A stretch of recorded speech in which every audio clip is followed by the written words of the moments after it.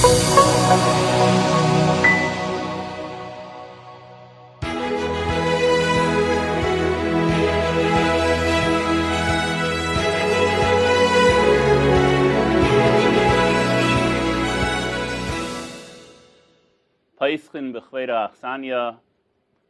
like to give a special Hakaras Hatov to Agudah Yisrael. My name is Yechiel Kalish. I live in Chicago, Illinois. I'm currently a state representative for the 16th District, and it is a kavod for me to be here, to be Yaitse, the words of Rav Yossi ben Yoyezer, V'hevi shoyse b'tzama es devreihem. We have the opportunity to sit today with the Rosh Yeshiva from Eretz Yisrael, Feldman, and the Rosh Yeshiva and the Rav from Flatbush, Yisrael Reisman. We're going to discuss askanas and government relations.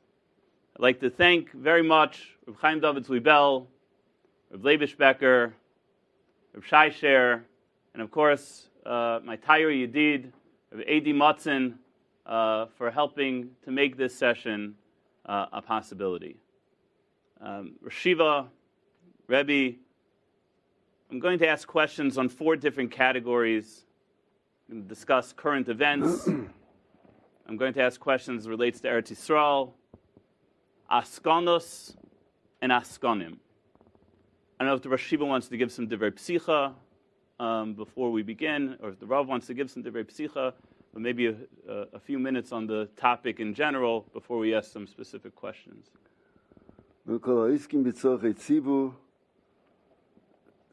HaKadosh Baruch Hu, what does it say?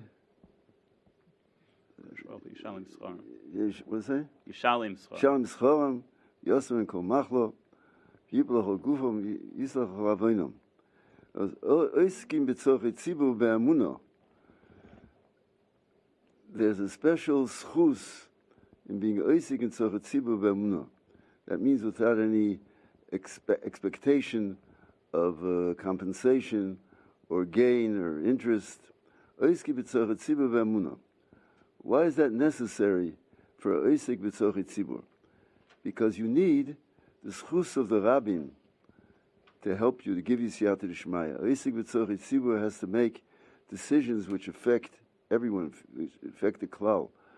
And the only way that he can have siyata d'shmaya to make the right decisions is by not having any self-interest, by throwing himself completely into the work that he's supposed to do, into the mission that he was sent to accomplish, and that's the only way that he'll have Shem Shemayim. When it says at the end of the tefillah, Sheschus avoisam es hayosam, the schus of their ancestors helps them. If in order to be zeiche, to tap into the schus of their ancestors, they have to do things with Shem Shemayim.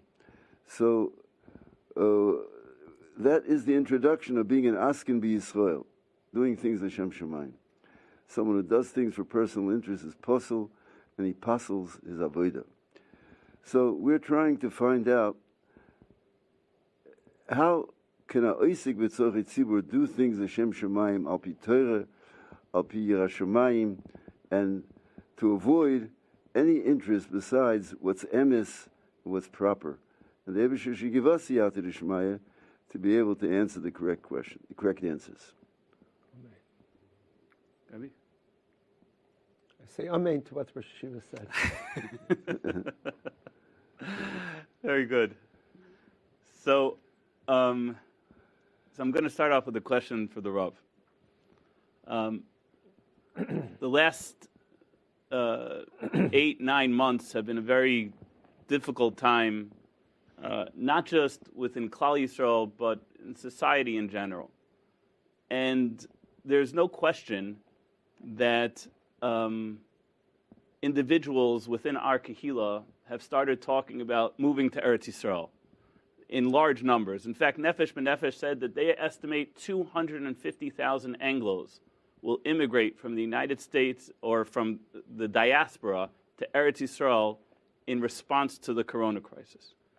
Has the Rav been approached by families in the Kehillah? What has been the general response as it relates to moving from America to Eretz Yisrael, at this time? Shuster Rosh Hashiva, every individual has to make his personal calculation. The person has to live where he and his family could serve the Rebbeinu Shalom the best. To say that because of upheaval, suddenly everybody could serve HaKadosh Baruch Hu better in Eretz Yisrael is not likely to be true. Certainly, people who have children and grandchildren look to their grandparents as an anchor of frumkeit and ehrlichkeit, have responsibilities to their families. So while there is an overall general mood that the Medina Shel Chesed here is not what it once was, and the inner feeling of every Yid to want to go to Eretz Yisrael is certainly reawakened, every person has to make his own calculation. Probably about 20 years ago, the Rosh Hashiva, when he was in Eretz Yisrael, Feldman spoke to Americans who had moved to Eretz Yisrael. Now, I can't speak for the Rosh Hashiva. As best I recall, he explained that moving with young children to Eretz Yisrael, or even teenage children, is a dangerous thing to do. Parents are responsible for the chinuch of their children, and the knee-jerk reaction and the automatic comparisons to Germany of the 30s is, well, we hope unwarranted, but certainly it's not the cheshbon hanefesh of every individual. Each individual has to make a cheshbon as to where he could best serve HaKadosh Baruch Hu. What the Rishiva pointed out at that time was that for children of certain ages, and certainly it would seem to be anywhere from 4th to 12th grade, the transfer to Eretz Yisrael is a very dangerous one. No child wants to be an immigrant. The person wants to know to where he belongs. And therefore, to make a general statement is very dangerous. To say that people with young children should move en masse is not so realistic. I don't think it's wise. To say that many people who are considering moving anyway will now use this as the impetus to go through with their plans, that's going to happen. And there are many in our communities who considered going to Eretz Yisrael and have been considering it, and this is going to push them to do it. Whether 250,000 people will go or will not go, most of these predictions are done in the heat of the moment, and usually they wane with time. But beware, public statements are just that, the public statements. Everybody, every frum Yid has to make a cheshbon hanefesh as to where he can serve the Rebbeinu Shalom best, where his children can serve the Rebbeinu Shalom best, where they can grow up best. And it's a very important nakuda to take into account when you hear very idealistic, beautiful drushes that are all kulay emes about our need to be in Eretz Yisrael, and they're given by very good people, myself included, but each person has to make his own cheshbon. Thank you, Rav. The Rishiva, this session is taking place virtually Motzei Shabbos after the keynote session where the Rishiva has just spoken. And one of the topics that many people are questioning is the World Zionist Organization, issue that came up over the past year. It seems like there were Gedolei Torah on both sides of this issue, whether or not the Olam HaTorah should participate in such an effort. That's not my question. My question is, what is our Mesorah as it relates to Medinas Yisrael and Zionism in particular, just so we have, those of us who didn't grow up, right, when all of this was happening, and it's starting to, I guess, lessen the impact of what happened 60, 70 years ago. If the Rishiva could be melamed us, what is the proper Hashkafa on this issue?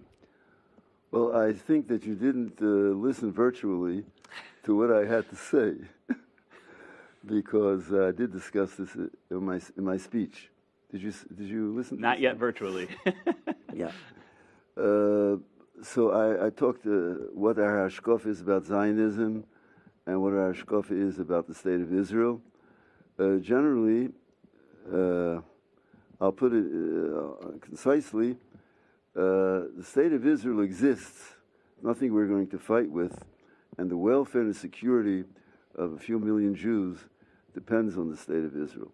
So we're going to do our best to protect the security of Israel and worry about the welfare of any Jew that lives there.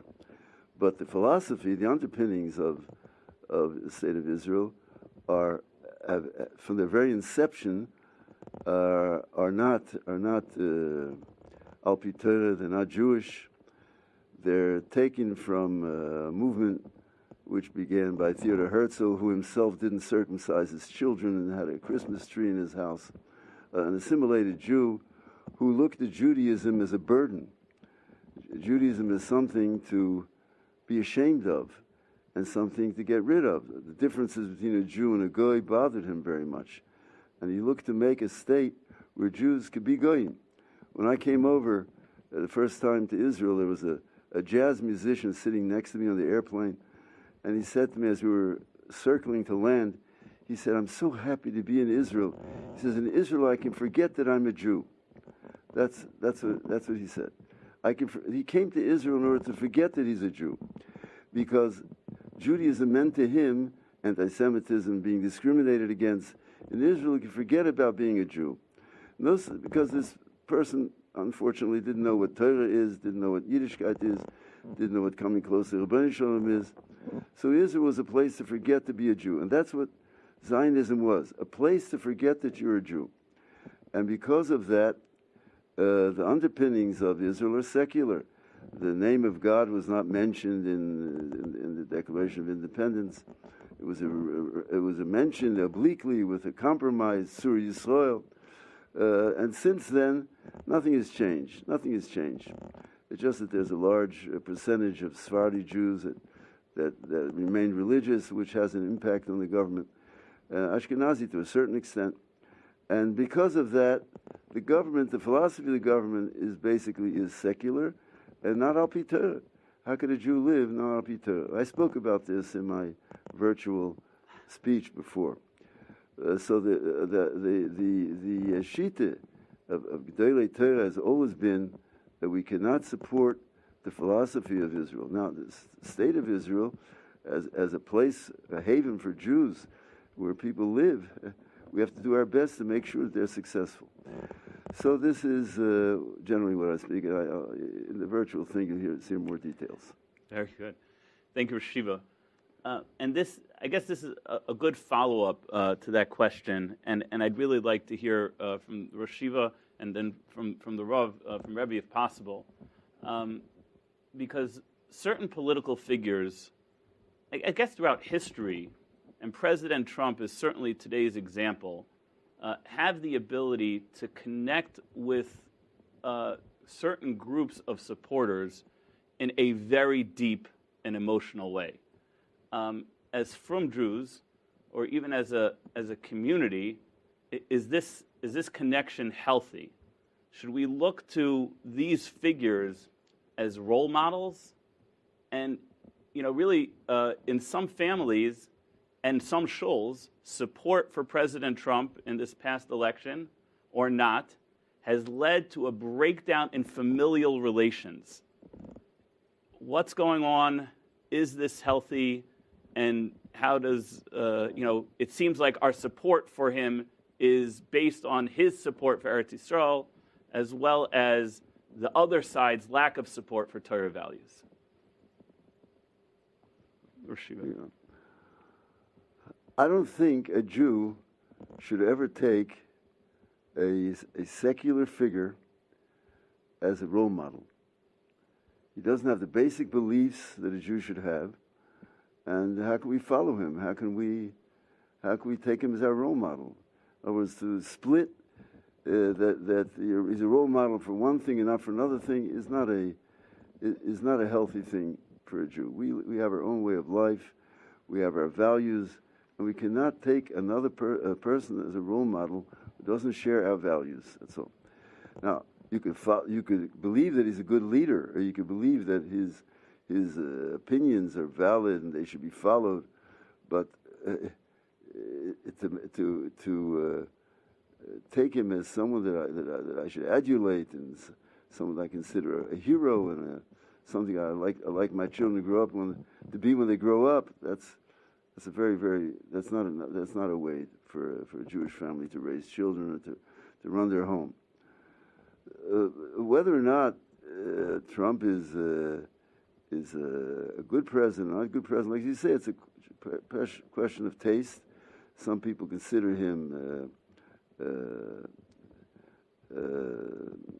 acting impulsively, and some people think that he's very forceful and carries out what he promises and doesn't care about social niceties. They admire him for that. That's a question of personal taste. How much he's accomplished for Israel, okay, that's very, very, very praiseworthy, what he's accomplished. But there are other things, other considerations also. He has also caused a breakdown of a common language in America. The divide of America is due to a great extent because of his aggressiveness and unwillingness to compromise and to deal with people. And because of that, one could argue that the gain that we have for Israel is offset by the breakdown in the society in America, which he has caused to a great extent. So it's a question you could choose either side you want. I think the matter is it's a lame duck issue because it doesn't look like he's going to win these court cases where the election was a fraud. I doubt if he'll win, and he's not the president anymore. So it's just the whole question is a lame duck question. But since you ask what our role model should be, I'm telling you that he certainly should not be our role model. No. Rebbe, as it relates to has Rebbe seen families, as getting? I've seen it in our Kehillah in Chicago, and I'm wondering if. As you know, in Brooklyn, we're more normal. I think in the Megillah, the word Melech refers to the Borei Olam. I believe it's Rabbi Isaac Sher who asks that why should a reference to a Rasha like Achashverosh be a reference to God, to Rabbeinu Shalom? Melech, referring to Achashverosh, is a reference to Rabbeinu Shalom. And Rabbi Isaac Sher writes, and Mechtam Eliyahu has a longer mimer on this, that HaKadosh Baruch Hu runs the world, and he uses leaders to guide the world to its destiny, to guide the world as it affects Klal Yisrael as things go on. So Melech is the Rabbeinu Shalom. When you look at the Melech, it's HaKadosh Baruch Hu guiding. There's no question we have a Koras HaTov to somebody who's helped the state of Israel and helped basically political causes that are in line with our thinking.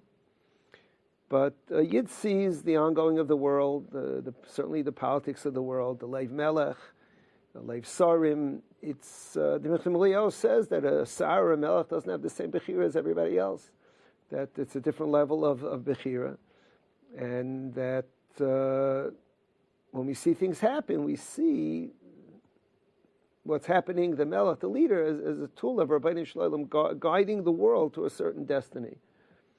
And in the case of the politics of our country, which will continue without a doubt to be very in great upheaval, and the divide in the country is extraordinary, it's beyond me to think that there should be families that break up over political disagreements. It's not HaKadosh Baruch Hu is guiding the world in a certain direction. We daven for it to be as good as we could be, and we try to do our hishtadlus to do. But like Reb Chaim Brisker said, when the Shtadlus ends, the B'tachim begins. Where the Shtadlus ends, the B'tachim begins. At the end of the day, the Rebbe Hashem has led us through a certain period in which there was a certain respite for the state of Israel politically, and for a lot of the things that we hold dear. And Kadosh Baruch Hu is bringing us to more challenging times, and the Lev Sarim of the new Sarim will also be out of Kadosh Baruch Hu. We hope, we daven for it to continue to be in a way that's favorable to us. So along those lines, and this is for the Rav, since Brooklyn is more normal, and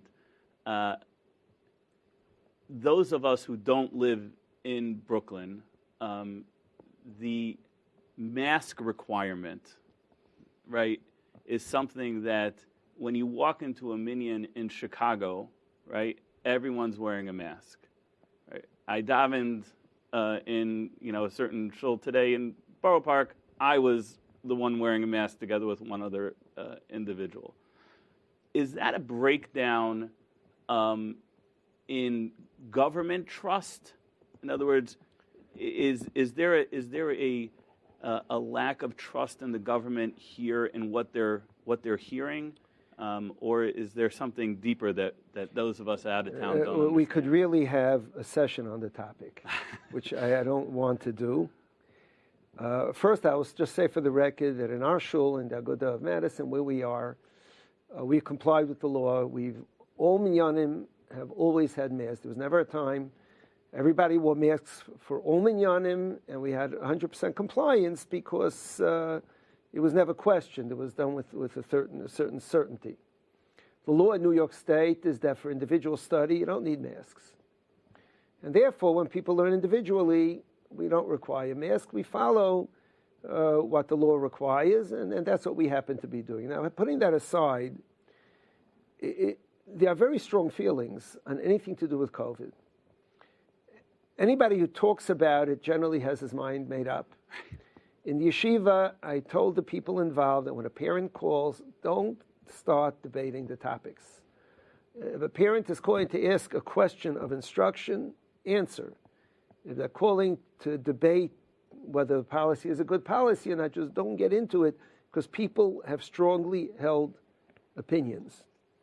What I'm begging my audience today is to understand, just like in America, there are politicians who think that anyone who supported Trump is a lunatic. They ignore the fact that nearly 70 million people voted for him. Right. And the other way also. It became a world where if someone disagrees with you, they're lunatics. There are groups in Klal Yisrael behaving one way. There are groups behaving the other way. It's a very complex issue. The issue of mask, compliance with masks, with the requirements to wear masks. It's really a very complex issue and depends on many factors. Now, while I have my own opinion, and I'm certain that I'm right, there has to be a realization that there is more than one way to look at it. And the idea of someone being so opinionated so as to consider everyone on the other side to be ridiculous, to be obscene, it's just not right.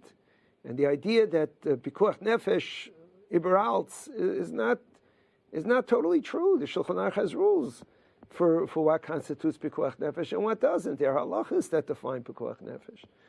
And while each community should follow its Rav, the Rabbanim are following the medical advice they get.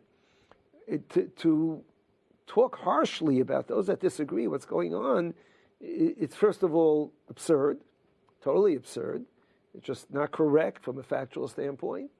And that's not the way. Klal Yisrael doesn't work that way. When you have different opinions in Klal Yisrael, there's a naharu pashte, certain respect. Doesn't mean I have to go there, doesn't mean I have to do it, but there's a certain respect for the fact it's not an individual doing it, it's a group doing it.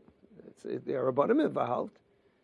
You may disagree with them, but to totally obliterate their opinion and talk harshly about it, it's both not smart and it's wrong. Al pi Hashkafa's Torah. Shiva wanted to say something? Yeah, well, I agree with Rabbi Reisman that we have to be melamed l'kap zchus and think that those people that don't care or don't take the mask obligation as seriously as others have a reason for it. There is one reason is there's a cynicism that the government is not reliable. They're not consistent. For example, last week there was a meeting in Torah Masura as to how schools should react to the proposed closing of Chadorim schools by the mayor. So in the middle of the meeting, someone called up from the mayor's office and said, "This is so-and-so calling from the mayor's office." It was one of his assistants. And he said, the mayor said that he's not closing private schools. So there was no reason. The meeting was adjourned. Why? Because the only reason why he said that if there's over 3%, he's closing the private schools is because the union, the teachers' union, demanded that from him. And he promised the teachers' union that over 3% he would close all schools. But he's not doing it for private schools. And the governor said that you have to have over 8% in order to close schools. So there's a little bit of a lack of trust. The mayor decided something because the teachers' union wants to have a day off. They said that over 3% you have to close schools. There's a cynicism that you can't really trust the government. Now, the question is, like Rabbi Reisman said, who says 3% has a din of pikuach nefesh? And not only that, essentials are not included in this ban of social distancing and closing stores. Now, the question is, what's called an essential? Is a grocery store an essential? Yes. But is a cheder, is a school essential? To a lot of people, that could be considered essential, because not to teach Torah to children. Teachers tell me that after the break, in schools last spring and summer, children forgot how to read. Their reading was deficient after they came back. In other words, it has a serious effect on the future of Klal Yisrael, this. So they consider it essential. And in essentials, you can be makel. You don't have to have the social distancing. This is what they think. Now, of course, there's different opinions, and I would say the general rule would be to follow medical advice. But I can understand those people that are cynical, and those people consider this essential, and therefore do not take the demands of the government seriously. This spills over. Once you don't take one request seriously, it spills over into other requests, even though they're not. It's not logical to disobey many of the other distancing regulations and so forth. So I'm saying we have to ask the people, why are they doing what they're doing? I've never seen a newspaper reporter interview someone from the communities that are not makbid on distancing and masking. Why don't they care? They just assume, like Rabbi Reisman said, assume they're lunatics. So that's terrible. We have to take into consideration other people's opinion also. And they have to ask them why they're doing what they're doing. Yeah. This was very helpful for me, and I think for many of the people watching to hear this perspective. I had the opportunity on behalf of Agudah Yisrael many times to travel to Eretz Yisrael and to ask shilas from Gedolei Torah on behalf of Agudah Yisrael. During the time of Rabbi Yashiv Zechron Levracha, I had the opportunity to go in and ask him a shilas. And one of the shilas that I asked Rabbi Yashiv was virtually this week's Parsha, Parshas Vayishlach. It says, Dair and Tefillah and Melchama. Right? Yaakov Avinu sent Dair and Tefillah and Melchama. Do all three exist today? I asked Rabbi Yashiv. And can we employ Melchama, right, in today's world? Rabbi Yashiv looked at me and he said, Marbe bepius. Those were his exact words. Marbe bepius. This was mamish the end of. I think he went to the hospital very shortly after and didn't come out. So this was really close to the end of his life. But he only answered marbe bepius. And even before Corona, we had issues where the Torah community had to stand up to the government. We had the issue of same-gender marriage. We had the issue of mitzitza b'peh. The religious discrimination against our schools and our way of life has only increased in the past number of years. And I imagine with this administration, it will get worse. It will get more difficult. It will get more challenging, as Rabbi Reisman alluded to earlier. So first, Rabbi Reisman, you've been very involved in this court case, with Agudah Yisrael. But given this, I don't know what Rabbi Yasha was trying to say to me, but from current times, how do we employ, this stadlanus, this question? We have a Kabbalah from the Manhigim in America from the previous Dar, that when it comes to inyanim that have to do with ruchnius, that have to do with frumkeit, and certainly have to do with chinuch habanim, that we stand up and we speak loudly when necessary. When it comes to physical things, it's a different story. To my recollection, there have been three major court cases. And when you say mulchama, I don't know if Rabbi Yoshev understood you to mean litigation or public protests. Public protests are not useful in this country. For some reason, Eretz Yisrael, the Afghanot seem to bear fruit, maybe because of the intense l'shem shemayim of people involved. Here, Jews are not, Torah Jews are not involved in public protests.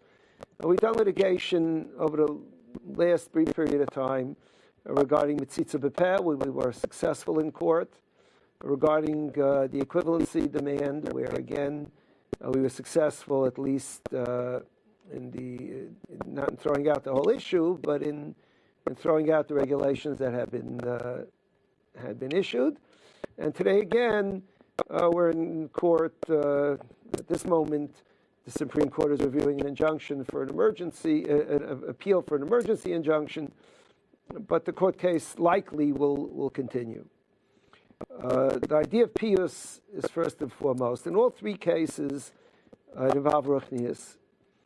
In these last two, in the equivalency case and in the case of the House of Worship rules in New York State, we did not go to court until others went first. In other words, despite the fact that the governor's rules for House of Worship in red and orange zones are just not possible for Yidden, nevertheless, we waited until the Archdiocese filed first and DAFA filed second, so that we were following. The same thing when the appeal went to the Supreme Court.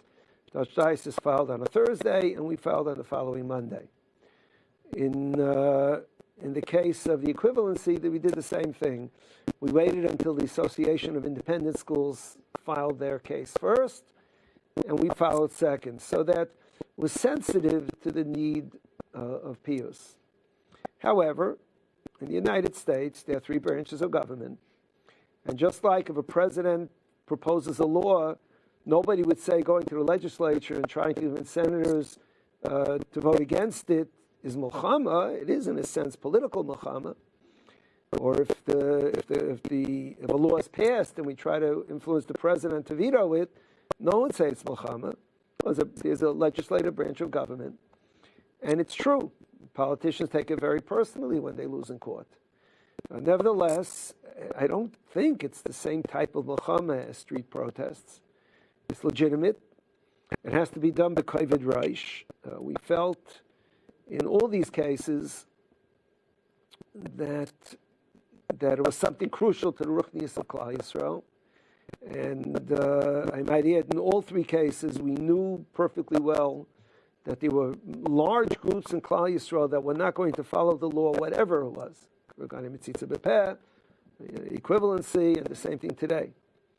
And therefore, it's really a question A, of whether this constitutes milchama, and Pius is certainly tried first, and B, whether it's in any event the worst of two evils, where we're going to have people publicly going against the governor, and the public shows of what certainly can't constitute Kiddush Hashem.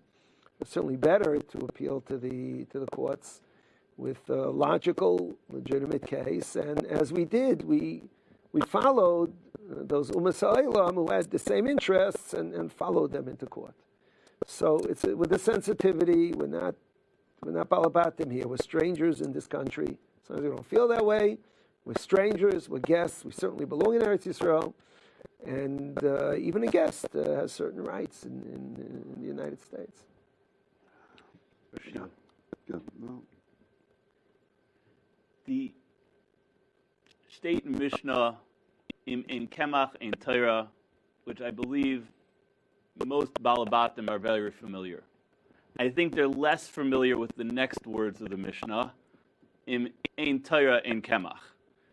And certainly the opinion of the Bartanura, who tells us on that Mishnah, why have money if you have no time to learn? Right? Why have money if you have no Torah? So Askanim, right, spend a lot of time in their askanas. I'm not talking about the professionals who certainly have a requirement. The Rosh Yeshiva Zechron Baruch Avraham Chaim used to tell us, you have to be a mensch, and to be a mensch it means you have to learn Torah. But Balabatim who want to be in, Talmidim of the yeshiva, or who are going out into the world, and how is the Rosh Yeshiva madrich them as it goes to their learning, as it goes to their askanas? I'm just wondering what gedorim or what eitzes the Rosh Yeshiva has for these Talmidim. It's a question which depends on the individual case. If someone has a case before him where he has to be oisik b'tzorchei tzibur, because he could save the tzibur from a tzora, from a difficult situation, certainly he has no heter to learn Torah like anyone else. You have to be mevatel Talmud Torah for a mitzvah. If he can help the tzibur, he has no heter to sit and learn. But you're talking about in general. How should he organize his day? How much time should he spend for tzorchei tzibur, and how much time for this? Is he getting money for his tzorchei tzibur? Then it's his parnasa. He has to work as he would work at a regular job, as much as he would work at a regular job. He has no case before him. He's obligated to put in a full day's work. If he's not getting money, he's donating his time, then I would say that he's not mechuyev to give more than 1/10 of his time to tzorchei tzibur.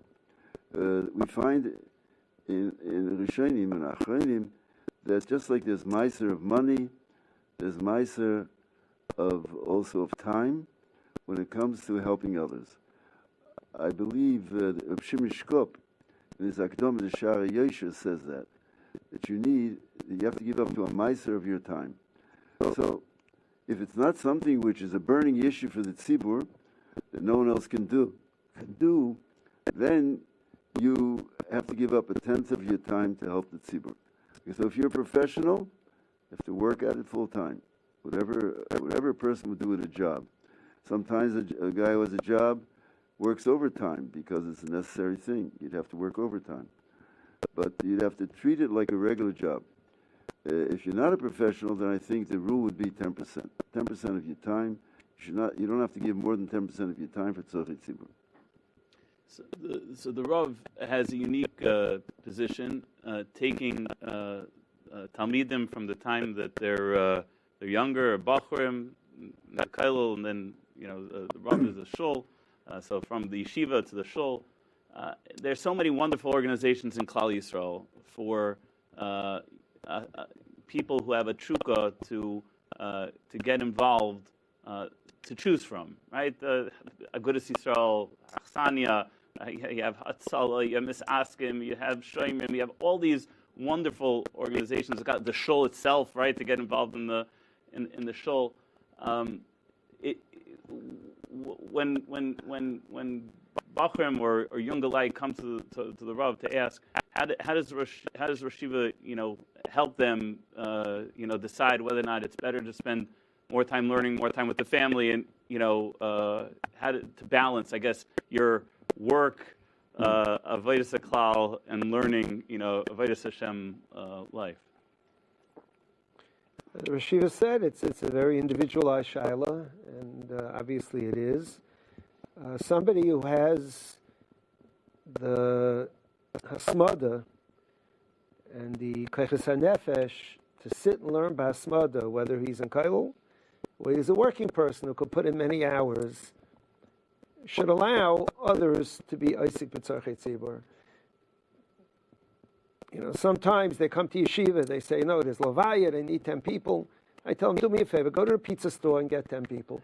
Don't pull out the boys who are sitting and learning to be Isaac in mitzvahs. You go get somebody else. It's not when it's Efshei Dei Acherim, you do it Dei Acherim. And I think that's the Klal Gadol. Somebody who HaKadosh Baruch Hu has blessed with a Tenuas HaNefesh, and I should say he worked on himself to have a Tenuas HaNefesh, to sit and learn about Smada. He should certainly not give up the quality of Zman. The quality of Zman. Shulchan Aruch Harav says that even though Mevatlan Talmud Torah for mitzvahs, that's the quantity of time, but not the quality of time. Now, how you define that? Not the quality of time. A person who's a masmid and loses asmada, unless it's Yevshei Dei Acherim. So when we went to Eretz Yisrael to ask a shaila, and we got a funny response. We were starting the Young Leadership Division of Agudah Yisrael, and we wanted to encourage younger balabatim to be involved in the organization. And we went to Reb Chaim, Shlitodas Torah, and we asked Reb Chaim. We said we asked for a bracha for the endeavor. And Reb Chaim looked up at us, and he says, "Lech al ziknei amcha."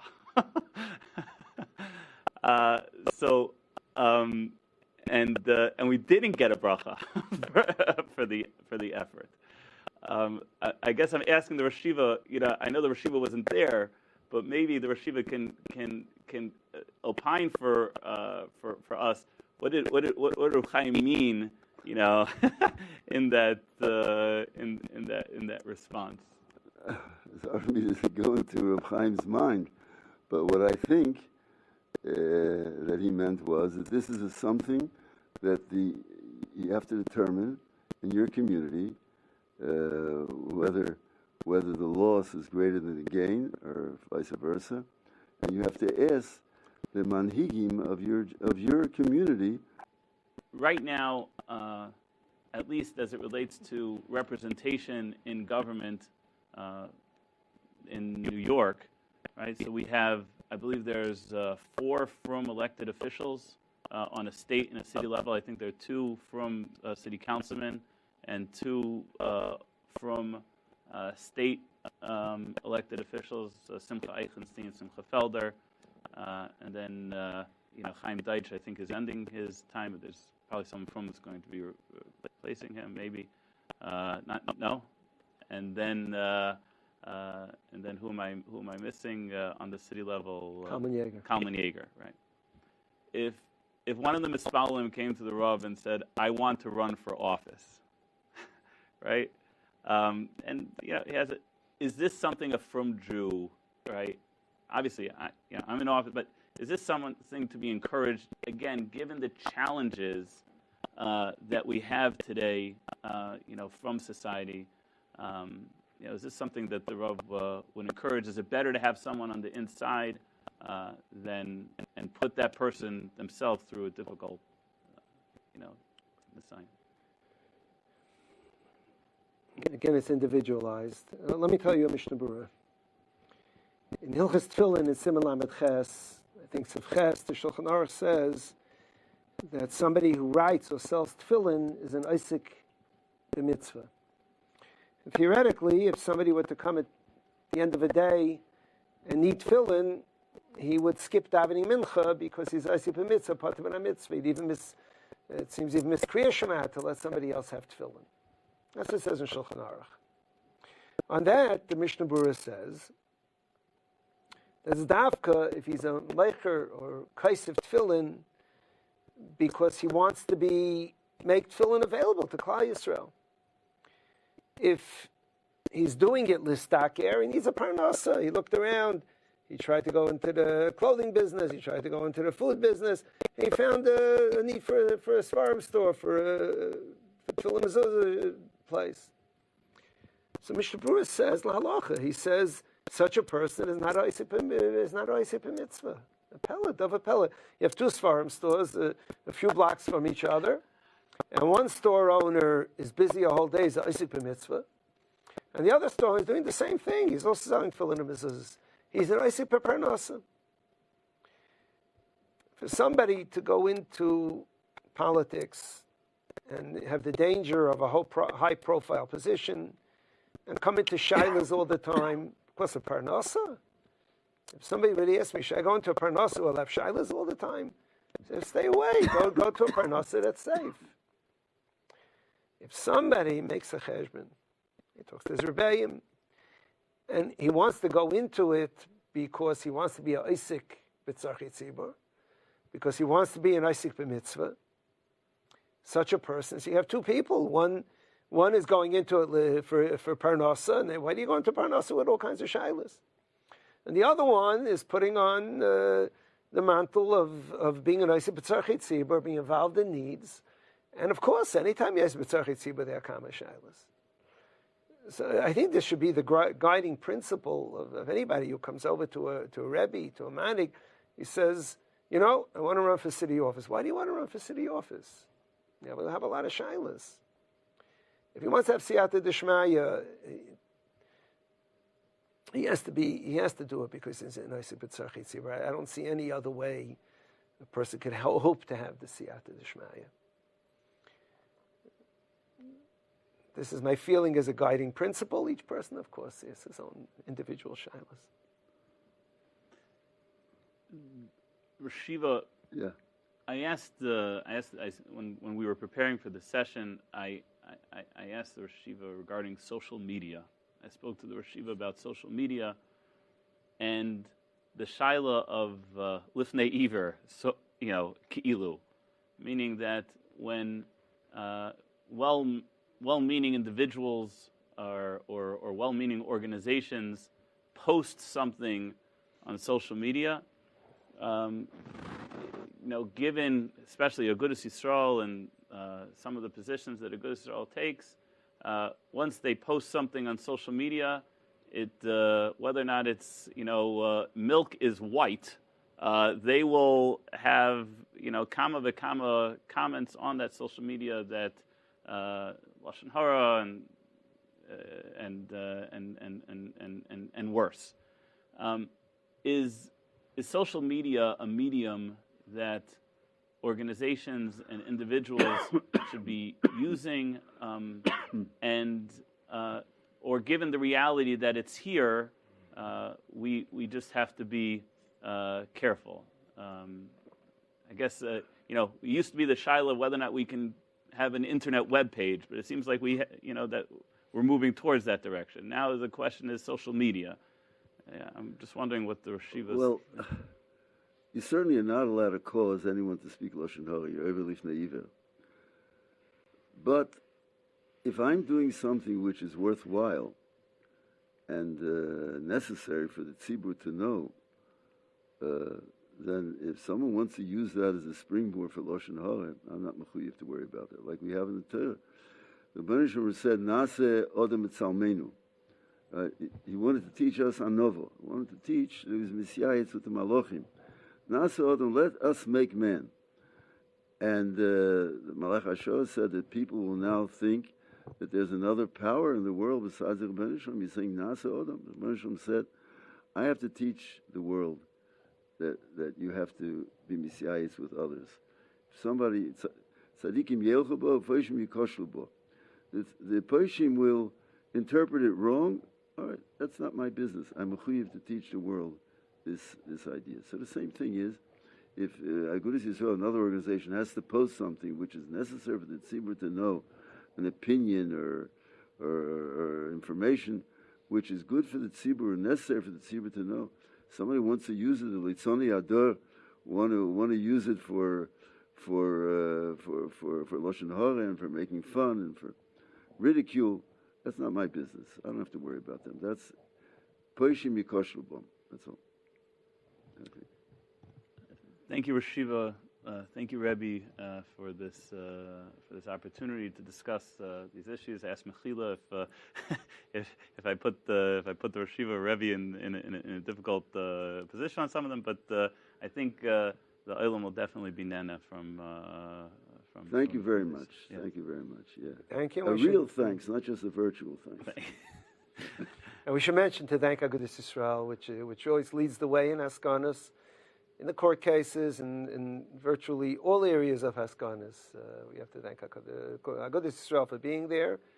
And Bezos Hashem, continue. A lot of the Siyata D'Shmaya comes because Agudah Yisrael has its founders and Shemayim pulling for it.